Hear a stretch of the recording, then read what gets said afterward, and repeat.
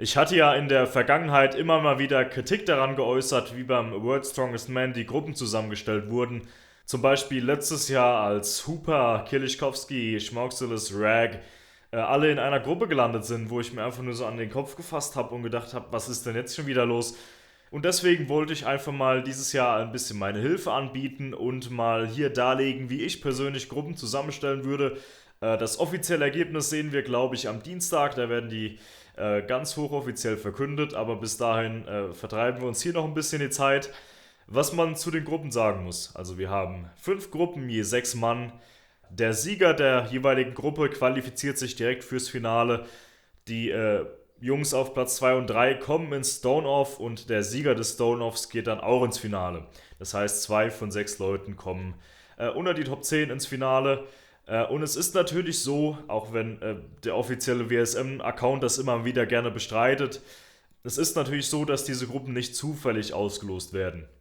Wenn die komplett zufällig ausgelost werden würden, könnte es ja rechnerisch passieren, dass zum Beispiel beide Stoltmans, Hooper, Rag, Singleton und sagen wir mal Trey Mitchell alle in einer Gruppe landen würden. Und natürlich würden es dann nur 2 davon ins Finale schaffen, was natürlich eine absolute Katastrophe wäre für den ganzen Wettkampf und das werden die Organisatoren natürlich nicht zulassen. Deswegen wird da so eine Praxis eingesetzt, die nennt sich Seeding im Englischen. Also da schnappen die sich 1, 2 Jungs, von denen die denken, dass sie die größten Erfolge haben oder insgesamt die besten Athleten sind und teilen die auf verschiedene Gruppen auf. Also zum Beispiel, wenn man mal den WSM gewonnen hat, ist man zum Beispiel der Top-Seed in der Gruppe. Und dieses Jahr gibt es für mich 6 Leute, die diesen Top-Seed belegen könnten in der Gruppe, aber natürlich gibt es nur 5 Gruppen.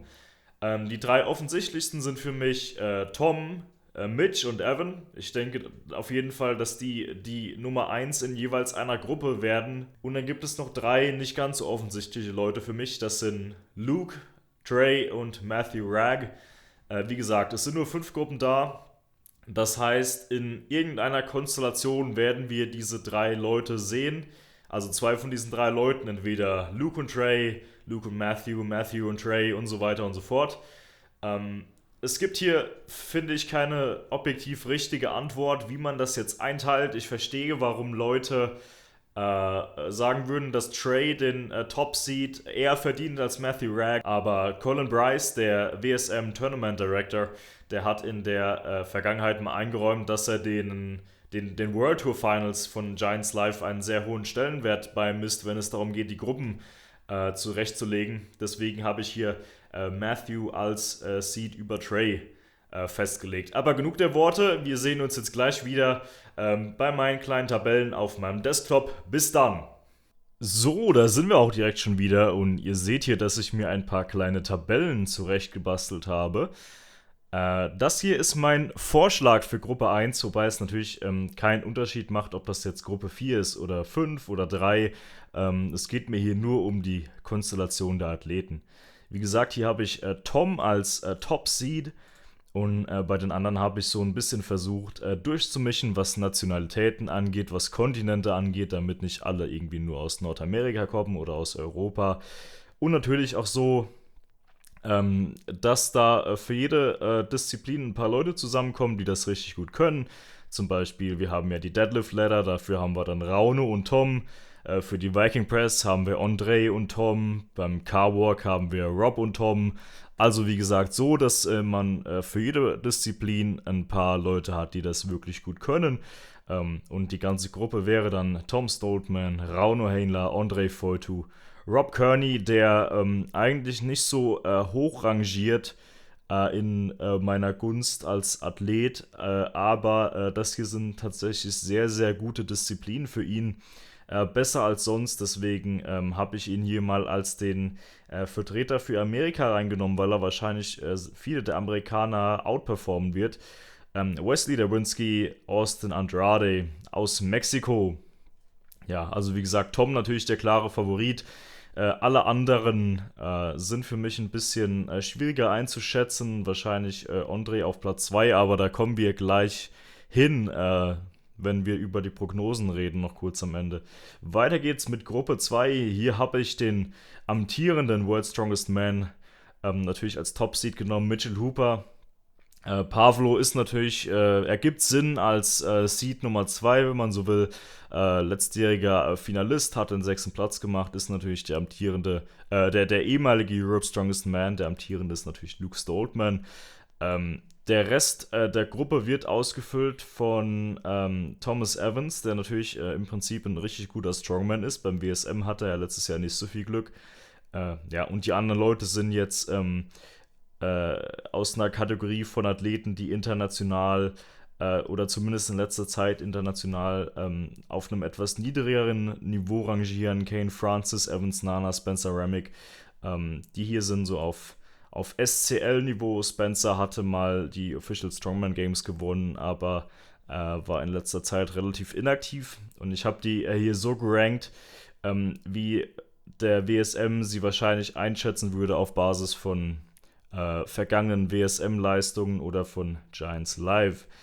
So, ich denke, die Gruppe ist auch relativ cool. Das obere Mittelfeld dürfte hier relativ hart umkämpft sein, aber natürlich Mitch Hooper rennt da relativ problemlos durch. Gruppe Nummer 3 hat Evan Singleton als Top-Seed. Ivers, wie gesagt, hier 2. Platz, Europe's Strongest Man, würde Sinn ergeben als Seed Nummer 2. Und den Rest habe ich mir so ein bisschen zusammengeklaut aus Leuten, die hin und wieder mal gute Performances hatten.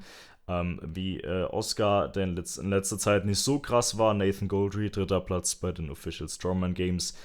Adam Bishop natürlich immer sehr, sehr gefährlich, wenn er in Form ist, was er jetzt beim Britain's Strongest Man nicht war unbedingt. Und dann natürlich noch Tristan Hoth, einer der Athleten, die jetzt eingesprungen sind, die vergangenen die noch offenen Plätze gefüllt haben, Tristan und Adam Roschkowski, zu dem kommen wir gleich noch, denn wie ich ja im letzten Video schon angesprochen hatte, Shane Flowers ist raus und Christian Jon Haraldsson hat sich auch zurückgezogen vom Wettkampf.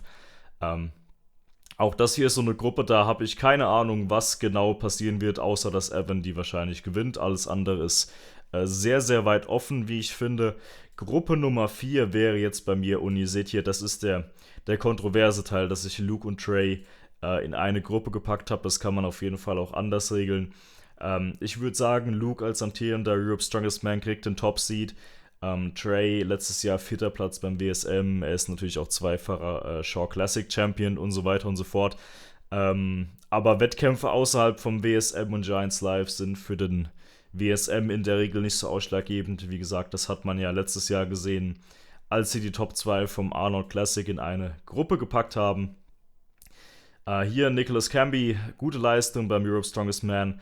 Wir sehen hier natürlich durch den Wettkampf verteilt auch in Gruppe Nummer 1 mit Andre und Rauno und jetzt hier mit Luke und Nicholas ein paar Rematches vom Europe's Strongest Man. Ganz vermeiden kann man es nicht. Und dann hier noch Marcus Crowder, OSG-Sieger, Eddie Williams, ist ein solider Strongman. Hier Adam ist jetzt natürlich eingesprungen, jetzt noch als die anderen Jungs ausgefallen sind, ist ein sehr guter Strongman, hat jetzt heute oder gestern war es den SCL-Wettkampf in Ungarn noch gewonnen, also sehr guter Athlet, würde jetzt aber wahrscheinlich hier sehr weit unten ranken beim WSM, weil er ja auch noch nie bei Giants Live war. Luke ist für mich der am wenigsten wahrscheinlichste Gruppensieger von den Top-Seeds. Aber wie gesagt, dazu gleich noch mehr. Gehen wir erstmal noch die letzte Gruppe durch. Matthew Ragg, wie gesagt, 2. bei den World Tour Finals. Ich denke, das sollte reichen für einen Top-Seed. Platz 2 und 3 hier wahrscheinlich hart umkämpft. Natürlich Yaku war ein Finalist letztes Jahr. Bobby hat beim WSM ja nie so viel Glück, aber ist in der Regel Top 3 in seiner Gruppe.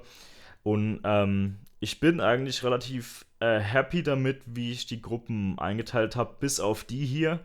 Die scheint mir relativ, also das könnte meiner Meinung nach die schwächste Gruppe sein, je nachdem, in welcher Form Gavin ist. In letzter Zeit war er relativ schwach beim Arnold UK und beim Europe's Strongest Man. Auch Kevin würde ich jetzt in der Regel nicht so hoch einschätzen, aber die allein schon durch den Webster Stone Carry als Disziplin kann er hier eigentlich nur ganz okay abschneiden. Deswegen, ich finde, so schlecht ist die Gruppe dann auch nicht, aber es hängt so ein bisschen davon ab, in welcher Form Gavin ist, ob das kompetitiv ist oder nicht. So, und dann Gehen wir mal noch weiter zu den Prognosen von meinen imaginären Gruppen hier. Und es gibt natürlich, sobald äh, die richtigen Gruppen noch angekündigt werden, werde ich dann noch ordentliche Prognosen dazu machen. Das hier ist jetzt nur so, wie ich das einschätze, sollten diese spezifischen Gruppen zusammenkommen. Gruppe 1, ja, da rennt Tom relativ sauber durch. Ich hatte ja mal erwähnt in einem meiner letzten Videos, dass ich Rauno potenziell im Finale sehe. Je mehr ich jetzt drüber nachdenke, desto schlechter finde ich stehen seine Chancen. Er hat bis auf die Deadlift Ladder ehrlich gesagt keine Disziplin, wo er so richtig viele Punkte einsammeln kann. Deswegen denke ich, dass er hier von wahrscheinlich mindestens 2 Leuten geschlagen wird. Für mich Foitu und Kearney, die, denke ich, im Stone-Off landen werden. Und Rob ist zwar nicht der beste Stonelifter, aber er hatte beim World Open letztes Jahr eine ganz auf jeden Fall vorzeigbare Stone-Performance. Deswegen denke ich, dass er hier Foitu schlagen würde, obwohl er als Drittplatzierter den Nachteil hat, dass er eine Wiederholung mehr machen muss als André. Wie gesagt, der Rest der Gruppe ist ein bisschen schwierig einzuschätzen. Ich könnte mir vorstellen, dass Rauno hier sogar letzter wird, je nachdem, in welcher Form Derwinski und Andrade aufkreuzen. Weiter geht's mit Gruppe 2. Und ihr seht es hier schon, 30 Punkte, 5x6. Ich gehe davon aus, dass Hooper hier jede einzelne Disziplin gewinnen würde. Im Stone-Off sehe ich da Pavlo und Tom Evans, und da denke ich, dass Pavlo der bessere Stonelifter ist, gerade auch, weil er ja den Vorteil dann hätte als Zweitplatzierter, dass er nur so viele Wiederholungen machen muss wie Tom, um ins Finale einzuziehen, wohingegen Tom eine Wiederholung mehr machen müsste mit dem Stone. Das heißt aber jetzt auch nicht, dass die restliche Gruppe nichts drauf hätte. Kane ist auf jeden Fall ein solider Athlet, auch Spencer hier. Evans Lana habe ich jetzt als auf den letzten Platz, aber auch hier, wie gesagt, 11 Punkte sind noch sehr respektabel. Da gab es in den vergangenen Jahren auf jeden Fall Leute, die deutlich mehr out of place ausgesehen haben, wie die Amerikaner sagen würden. Yep. Gruppe 3, Evan Singleton, ähnlich wie bei Tom, gewinnt fast alles, denke ich. Dann hatte ich hier Adam und Ivars auf dem geteilten zweiten Platz. Und weil ja die letzte Eventregel gilt und ich Adam beim Carwalk weiter vorne sehe als Ivars, würde hier Adam als Zweitplatzierter reingehen und Ivars als Drittplatzierter. 50-50 Chance meiner Meinung nach, vor allem wenn Adam ja den Vorteil hat durch sein Dasein als Zweitplatzierter, aber ich glaube, dass Ivars so ein Stone-Off gewinnen würde. Ich würde es ihm auf jeden Fall wünschen, dass es mal wieder ins Finale schafft. Aber hier durch so Leute wie Tristan Hoth ist diese Gruppe ein bisschen schwierig einzuschätzen, denn es kann auch sein, dass Hoth jetzt einfach seine Leistungen vom SCL und Magnus Classic einfach komplett weiterführen kann. Und dann ist er für mich auf jeden Fall jemand, der mit Ivars und Adam konkurrieren kann. Aber auch hier Nathan und Oscar, die ich jetzt hier auf den letzten 2 Plätzen habe, sind immer noch sehr gute Athleten. Und dann Gruppe Nummer 5. Das stimmt noch gar nicht. Gruppe Nummer 4, ich greife schon wieder vor. Wie gesagt, Luke ist für mich der am wenigsten sichere Sieger einer Gruppe, aber trotzdem hier mit 25 Punkten souverän auf dem ersten Platz. Es ist auf jeden Fall kontrovers, dass ich hier Trey nicht mal in Stone-Off setze. Aber selbst Trey bei 100% hätte das Problem, dass er beim Webster Stone Carry in so ziemlich jeder Gruppe letzter werden würde. Das heißt, er müsste in den anderen Disziplinen wirklich krass abräumen. Und ich glaube, in der Verfassung ist er einfach noch nicht, nachdem er sich ja noch ein bisschen auskurieren muss von seiner Achillessehne. Deswegen habe ich hier Camby und Crowder im Stone-Off. Und ja, Camby ist kein übermäßig toller Stonelifter. Das sollte reichen, dass Crowder ihn da schlagen kann. Aber auch hier ist das wie gesagt, hier 4 Punkte zwischen Platz 2 und 6. Das wäre eine sehr hart umkämpfte Gruppe. Eddie hat natürlich den Stonewalk, wo er sehr gut ist. Adam ist mit dem Yoke extrem schnell. Also es sind alles Leute, die in irgendeiner Disziplin gut abschneiden können. Und dann hier noch Gruppe 5. Matthew Ragg ist schwierig einzuschätzen. Wir wissen nicht so gut, wir wissen nicht genau, wie gut er beim Stonewalk ist und so weiter und so fort. Aber nach allem, was wir wissen, sollte er durch diese Gruppe ziemlich leicht durchmarschieren können. Stone-Off habe ich für mich Jakku und Bobby. Bobby natürlich mehr oder weniger in seinem Stammplatz im Stone-Off. Und ich halte es für ziemlich ausgeschlossen, dass er Jakku schlagen würde. Deswegen hier Jakku auf den zweiten Platz geht ins Finale.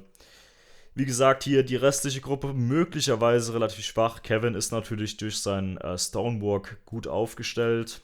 Paar ist okay. Gavin ist sehr abhängig jetzt von seiner Form. Wir werden es ja dann im Nachhinein rekonstruieren können. Ich könnte mir durchaus vorstellen, dass Gavin von allen WSM-Teilnehmern am schlechtesten abschneidet. So brutal es jetzt auch klingt, aber jetzt in letzter Zeit war wirklich nicht so toll in Form. Das wäre mein Vorschlag für die Gruppen. Es wird vermutlich ganz anders kommen und sie packen die 6 Favoriten alle in eine Gruppe und ich werde mich leise in den Schlaf heulen müssen. Aber wir sehen das ja dann in ein paar Tagen. Ich nehme das jetzt auf am Sonntagnachmittag. Am Dienstag sollten wir dann mehr wissen. Ich melde mich dann nochmal mit einem Video. Bis dahin viel Spaß beim Zuschauen.